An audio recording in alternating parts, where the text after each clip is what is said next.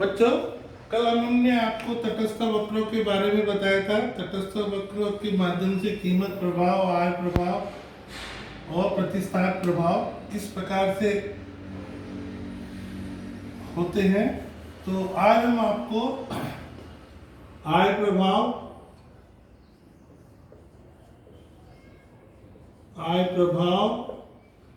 प्रतिस्थापन प्रभाव,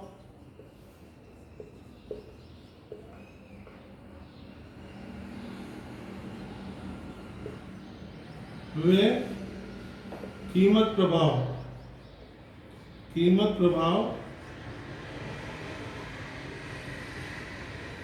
इसको हम केवल एक मानचित्र पर बताएंगे किस प्रकार से ये होता है।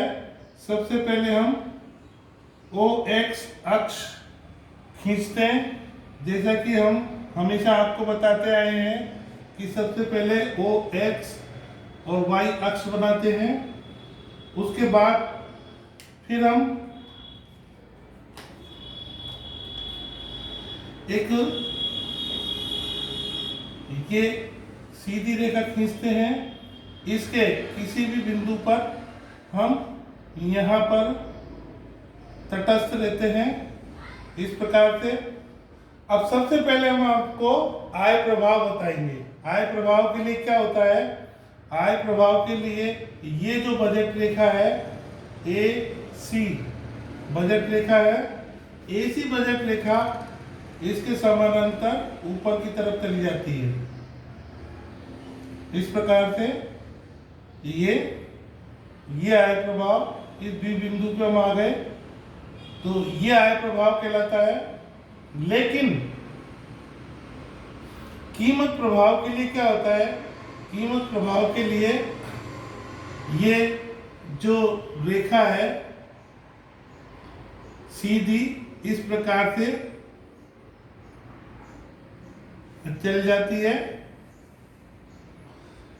तो इस बिंदु को काटती हुई देखा जाती है, इस B बिंदु को काटती हुई, और एक नए तटस्थ वक्र पर हम चले जाते हैं।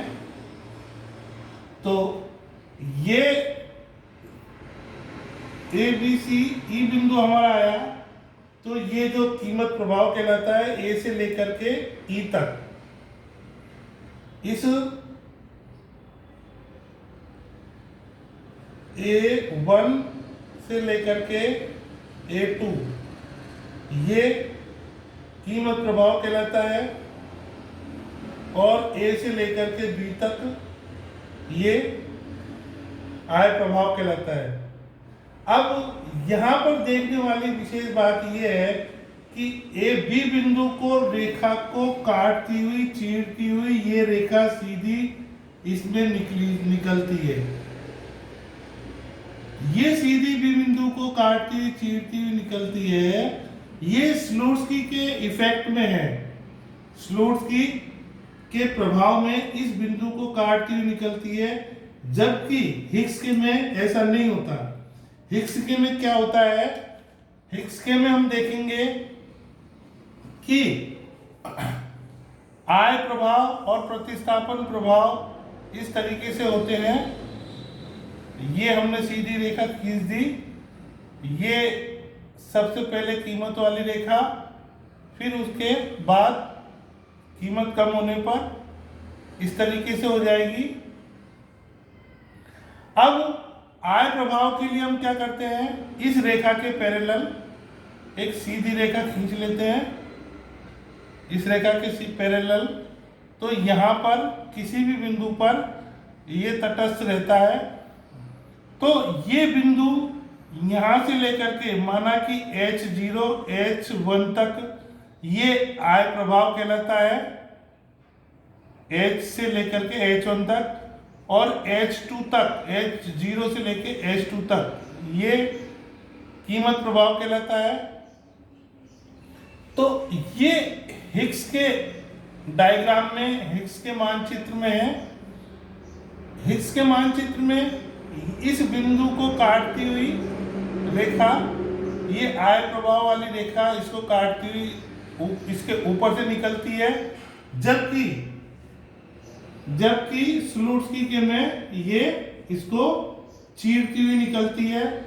तो इस प्रकार से ये स्लुट्स्की के अंदर आय प्रभाव अलग होता है और हिग्स के अंदर आय प्रभाव अलग होता है। इस प्रकार से दोनों का आय प्रभाव अलग अलग होता है। हम इसको वापस एक बार फिर आपको बताएंगे। सबसे पहले आपको आय प्रभाव और प्रतिस्थापन प्रभाव और कीमत प्रभाव इसके बारे में दोबारा से जानकारी देंगे ताकि आप परीक्षा में इसको अच्छे से बना सकें। सबसे पहले आप देखेंगे कि आय प्रभाव किस प्रकार बनाया जाता है। आय प्रभाव बनाने के लिए वही OX अक्ष बनाया जाएगा, OX अक्ष और OY। तो सबसे पहले हमारी ये जो बजट रेखा है वो इस तरीके से, मान लो हम किसी वस्तु के ऊपर X और Y के ऊपर खर्च करते हैं, हमारा बजट इस प्रकार से है, इसको बजट रेखा बोलते हैं। बजट रेखा, बजट लाइन, ये इंडिफरेंस कर्व। अब मान लो हमारा बजट बढ़ जाता है, ये हमारी आय बढ़ जाती है, तो ये जो है इस बी बिंदु पर हम आ जाएंगे। मान लो इनकम हमारी और बढ़ गई, इनकम बढ़ने पर बजट रेखा हमारी ऊपर चल जाएगी, तो हम सी बिंदु पर आ जाएंगे, जैसा कि हम पूर्व में आपको बता चुके हैं इस तरीके से। तो इन सबको मिला देते हैं तो इनकम कंजम्पशन कर्व बन जाता है, ICC बन जाता है। ठीक है बच्चों, अब हम देखेंगे कि ये आय प्रभाव है और कीमत प्रभाव किस तरीके से एक दूसरे को जो है निर्भर करते हैं। हम पहले बता चुके हैं, आपको बार बार बता रहे हैं कि price consumption equal to income effect, price effect equal to income effect plus substitution effect. इसको हम एक बार फिर रिपीट करेंगे और दोबारा बताएंगे। That's all.